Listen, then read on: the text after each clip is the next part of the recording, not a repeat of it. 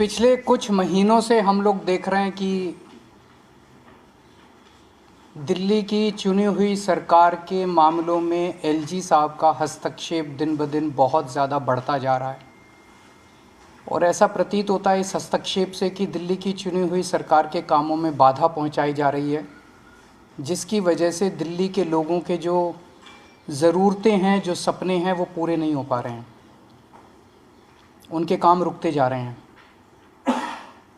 उन्हीं मुद्दों पे चर्चा करने के लिए आज मैं एलजी साहब से मिला था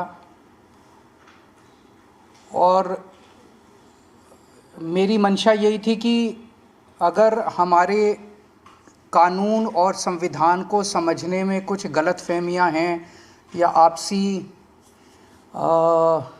डिफरेंसेस हैं समझ में, तो उसको सॉर्ट आउट किया जा सके, हम लोग एक ही पेज पे आ सकें। मैं ये सारी किताबें लेके गया था, देश का संविधान लेके गया था, मोटर व्हीकल्स एक्ट लेके गया था, जीएनसीटीडी एक्ट लेके गया था, स्कूल एजुकेशन एक्ट लेके गया था, सुप्रीम कोर्ट के जजमेंट सारे लेके गया था उनसे चर्चा करने के लिए। काफ़ी लंबी चर्चा हुई। हम लोग जानते हैं कि दिल्ली में दो सब्जेक्ट्स हैं, दो किस्म के, एक 3 सब्जेक्ट्स हैं, पुलिस, लैंड और पब्लिक ऑर्डर। संविधान में लिखा है कि ये तीनों सब्जेक्ट्स पे सारे निर्णय लेने का अधिकार एलजी साहब के पास है। इन तीनों को हम रिजर्व्ड सब्जेक्ट्स कहते हैं कि ये एलजी साहब के लिए रिजर्व हैं ये तीनों सब्जेक्ट्स। इसके अलावा बाकी सारे सब्जेक्ट्स, शिक्षा है, स्वास्थ्य है, बिजली है, पानी है, सड़क है, बाकी सारे सब्जेक्ट्स दिल्ली सरकार, दिल्ली की चुनी हुई सरकार के दायरे में आते हैं। इनको ट्रांसफर्ड सब्जेक्ट्स कहा जाता है कि ये ट्रांसफ़र कर दिए गए हैं चुनी हुई सरकार को। तो मोटे मोटे तौर पे रिजर्व्ड सब्जेक्ट्स 3 हैं जो कि एलजी साहब के पास हैं और ट्रांसफर्ड सब्जेक्ट्स जो हैं वो दिल्ली की चुनी हुई सरकार के पास हैं। 4 जुलाई 2018 को सुप्रीम कोर्ट की कॉन्स्टिट्यूशन बेंच ने, संविधान पीठ ने एक जजमेंट पास किया था दिल्ली की सरकार को लेके, जिसको मैं आज आपके सामने कोट कर रहा हूँ। ये जजमेंट है। इस जजमेंट में साफ साफ लिखा है 2 जगह। एक लिखा है the lieutenant governor has not been entrusted with any independent decision making power. तो ट्रांसफर्ड सब्जेक्ट्स में the lieutenant governor has not been entrusted with any, lieutenant governor को इंडिपेंडेंटली कोई भी निर्णय लेने का अधिकार नहीं है। ये संविधान पीठ में लिखा हुआ है। ये दूसरा एक और पेज, ये 231 पेज पे मैंने दिखाया। एक और पेज आता हूं, यहां पे लिखा हुआ है there is no independent authority vested in lieutenant governor to take decisions. इससे ज़्यादा बेचारा सुप्रीम कोर्ट भी क्या करेगा। सुप्रीम कोर्ट ने लिखा है there is no independent authority vested in lieutenant governor to take decisions other than matters where he has to act as judicial authority. मतलब कहीं जैसे किसी की 2 पार्टियों की सुनवाई करनी हो, कई बार जैसे राशन की दुकान के कैंसिल करने का होता है, दोनों पार्टियों के, ऐसे कुछ एक मुद्दे लेके जहाँ पे एलजी साहब एक न्यायाधीश की तरह एक्ट करते हैं और किसी भी पावर उनके पास इंडिपेंडेंट डिसीजन मेकिंग की पावर नहीं है। ये दोनों में लिखा हुआ है साफ साफ। इसका क्या मतलब हुआ? इसका मतलब हुआ एलजी साहब ने जो जैस्मीन का दफ्तर सील करने के ऑर्डर दिए वो इलीगल थे, अनकॉन्स्टिट्यूशनल थे। इसका मतलब जो एलजी साहब ने एल्डरमैन 10 बनाए वो इलीगल था, अनकॉन्स्टिट्यूशनल था। इसका मतलब जो एलजी साहब ने प्रिजाइडिंग ऑफिसर के ऑर्डर पास किए वो इलीगल थे, अनकॉन्स्टिट्यूशनल थे। इसका मतलब जो 164 करोड़ रुपए की रिकवरी के ऑर्डर एलजी साहब ने पास किए वो इलीगल थे, अनकॉन्स्टिट्यूशनल थे। इसका मतलब जो दिल्ली के टीचर्स को फिनलैंड जाने से रोका जा रहा है उसके ऑर्डर्स जो हैं वो इलीगल है, अनकॉन्स्टिट्यूशनल है। इसका मतलब दिल्ली के अंदर जो योगा क्लासेस बंद की गई वो इलीगल था और अनकॉन्स्टिट्यूशनल था। मैंने ये ऑर्डर अभी एलजी साहब को दिखाए। मैंने कहा सर ये देखो 2 पेज, ये 2 लाइन पढ़ लो आप। अब मेरे को बताओ, जब सुप्रीम कोर्ट साफ साफ कह रहा है कि आपको कोई आदेश इंडिपेंडेंटली पास करने की वो नहीं है, आज़ादी नहीं है, तो आप कैसे पास कर रहे हो? तो एलजी साहब कहते हैं ये सुप्रीम कोर्ट की राय हो सकती है। तो मैंने कहा क्या मतलब? कहते हैं संविधान में लिखा है कि मैं एडमिनिस्ट्रेटर हूं। एडमिनिस्ट्रेटर कुछ भी कर सकता है, किसी भी विषय पे कर सकता है। मैंने कहा सर इसका क्या मतलब हुआ? कहते हैं कि अगर सर मुझे लगेगा कि सरकार कुछ गलत काम कहीं कर रही है तो मैं किसी को भी कोई भी आदेश दे सकता हूँ। मैंने कहा सर ये रिजर्व सब्जेक्ट, ट्रांसफर्ड सब्जेक्ट कहता है, इसका कोई मतलब नहीं है। मैं एडमिनिस्ट्रेटर हूँ।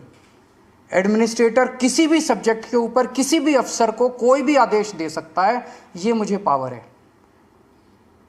तो मैंने कहा सर कल को मान लीजिए प्रेसिडेंट ऑफ इंडिया कहती है कि मैं मोदी जी के काम से खुश नहीं हूँ और वो गलत काम कर रहे हैं, तो वो आदेश दे सकती है? कहते नहीं, वो अलग है। दिल्ली के केस में मैं एडमिनिस्ट्रेटर हूँ और मैं सुप्रीम हूँ और मेरे को सारी पावर्स हैं। मैंने कहा सर आप चीफ सेक्रेटरी से सीधे फाइलें अपने पास मंगाते हैं और चीफ सेक्रेटरी को सीधे फाइलें आप नीचे भेजते हैं। सरकार जो है वो ट्रांजैक्शन ऑफ बिजनेस रूल से चलती है, ये ट्रांजैक्शन ऑफ बिजनेस रूल्स हैं। मैंने उनके सामने रखे। मैंने कहा सर इसमें कहाँ लिखा है कि आप सीधे चीफ सेक्रेटरी को फाइल भेज सकते हो या उससे मंगा सकते हो? उन्होंने फिर कहा कि ये रूल्स मेरे ऊपर लागू नहीं होते। मैं किसी भी अफसर को कोई भी फाइल भेज सकता हूँ, किसी भी अफसर से कोई भी फाइल मंगा सकता हूँ, किसी भी अफसर को कोई भी डायरेक्शंस दे सकता हूँ, मुझे कोई। तो फिर उन्होंने कहा, मैंने उनसे पूछा कि ये जो एल्डरमैन का आपने ऑर्डर किया ये आपने कौन से कानून में किया? तो उन्होंने कहा कि उसमें लिखा हुआ है एमसीडी एक्ट में कि एडमिनिस्ट्रेटर शैल अपॉइंट एल्डरमैन। तो चूंकि एडमिनिस्ट्रेटर लिखा है तो मेरी पावर है। तो मैंने कहा सर आज मैंने पूरी रिसर्च की है, दिल्ली का एक भी कानून ऐसा नहीं है जिसमें एडमिनिस्ट्रेटर ना लिखा हो। एजुकेशन एक्ट में एडमिनिस्ट्रेटर लिखा है, डीएमसी एक्ट में एडमिनिस्ट्रेटर लिखा है, पानी के एक्ट में एडमिनिस्ट्रेटर लिखा है, बिजली के एक्ट में एडमिनिस्ट्रेटर लिखा है, हेल्थ के एक्ट में एडमिनिस्ट्रेटर, हर जगह एडमिनिस्ट्रेटर लिखा है। क्योंकि दिल्ली तो राज्य 92 में बनी थी, उसके पहले तो एडमिनिस्ट्रेटर ही होता था दिल्ली के अंदर, तो सारे कानून तो उसके पहले के चले आ रहे हैं, उसके बाद तो कोई नया कानून बना नहीं है। बिजली में भी, पानी में भी, सड़क में भी, सब में एडमिनिस्ट्रेटर लिखा है। तो कहते हैं सारे फिर मैं करूँगा। तो मैंने कहा फिर सर मैं क्या करूँगा? तो कहता वो आप जानो। तो चुनी हुई सरकार क्या करेगी? मैंने कहा सर फिर तो ये जो संविधान की पीठ का ऑर्डर है, ट्रांसफर्ड सब्जेक्ट है, रिजर्व सब्जेक्ट है, इसका कोई मतलब ही नहीं बचा, फिर तो सारे काम एडमिनिस्ट्रेटर करेगा। उनकी अंडरस्टैंडिंग यही है कि एडमिनिस्ट्रेटर का मतलब सारे काम वही करेंगे।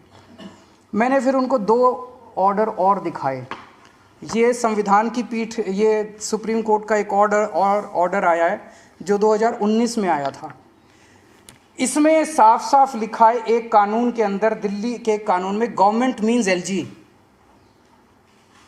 और उसके नीचे इन्होंने लिखा है reading the aforesaid definition in the context of constitution bench judgment would clearly mean that LG here has to act on aid and advice of the government of Delhi। तो जब सुप्रीम कोर्ट कह रहा है कि जहां LG लिखा है वहां भी LG जो है वो चुनी हुई सरकार के हिसाब से काम करेगा, मैंने ये दिखाया। मैंने ये हाई कोर्ट का एक और ऑर्डर उनको दिखाया, ओपी पाहवा का 1998 का जजमेंट है, जिसमें साफ साफ लिखा है, मोटर व्हीकल्स एक्ट में साफ साफ लिखा है कि lieutenant governor is government of Delhi, लेकिन उन्होंने कहा he has to act on aid and advice of Delhi government. मैंने कहा सर इनमें साफ साफ लिखा है कि जहां एलजी भी लिखा है वहां भी आपको चुनी हुई सरकार के हिसाब से काम करना है। वो कहते हैं ये उनकी राय हो सकती है, मैं तो एडमिनिस्ट्रेटर हूं, मेरे पास सुप्रीम पावर है। मैंने उनको कई बार कहा कि हम मिलके काम करना चाहते हैं, और इस तरह से दिल्ली की जनता सफ़र कर रही है। रोज़ रोज़ के जो लड़ाई झगड़े हैं, ये मैसेज भी अच्छा नहीं जाता कि आपस में एलजी और सीएम के बीच में इतने मतभेद हैं। मैंने बार बार उनसे निवेदन किया कि हम मिलके काम करना चाहते हैं सर, हम मिलके काम करना चाहते हैं, इस तरह से चुनी हुई सरकार को आप काम मत रोकिए। फिनलैंड के बारे में मैंने पूछा सर आप फिनलैंड के लिए क्यों रोकना चाहते हो? तो उन्होंने कहा नहीं मैंने तो ऐसा नहीं कहा। मैंने कहा सर ये आपकी फाइल नोटिंग्स हैं, इसमें साफ साफ जाहिर है 2 बार आपको फाइल भेजी गई, दोनों बार आपने फाइल लौटा दी अलग अलग ऑब्जेक्शन लगा के। तो जब अलग अलग ऑब्जेक्शन बार बार लगाए जाते हैं तो मतलब यही होता है कि आप रोकना चाहते हो। आपने लिखा है कि it is noted that earlier education department has conducted various foreign training programs to assess the effectiveness of such programs. Department must place on record cost benefit analysis, कि भाई ये जो टीचर बाहर जाएंगे इसकी कॉस्ट बेनिफिट एनालिसिस।